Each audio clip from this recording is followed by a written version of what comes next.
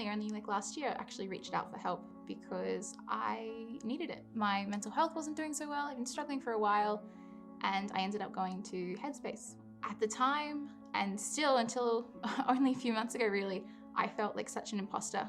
I didn't think that my mental health was bad enough. I didn't think I needed it. I thought I was taking up space from others. And it meant that every time I went to discuss things, I wasn't being honest and open, and I wasn't communicating because I felt uncomfortable. I felt like a fraud. And until I had a bit of a meltdown in front of the therapist, and he was just overjoyed that I was finally speaking. Everyone needs help at some point, but also that there's not a threshold for needing help. You don't have to reach a certain stage of badness, a certain stage of unhealthiness to reach out, to require help. And you know, they always say that you should get help as soon as possible. You know, it's always more efficient to be helped at the beginning, but at some point you have to ask yourself when that is, and that is whenever you start asking yourself that question, I think. My best allies by far in my health and well-being are my parents.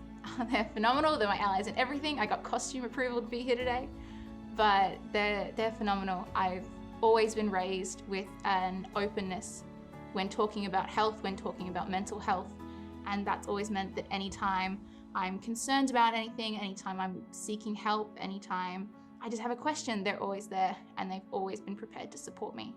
The thing that I wish I could change for women is the way that our biology is discussed, and more importantly, the way we're raised with it. Understanding what was going on in their body, understanding what their body was and what that meant, and understanding when to reach out for help.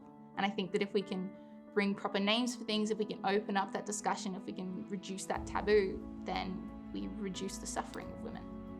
I'm very lucky that I can't give you too many examples of when I've experienced gender inequality. My one instance that I have is an interview when I was 16 years old.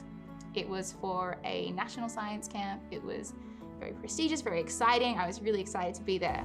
And I was having a great interview, discussing it with the panel, which was one woman and two older men.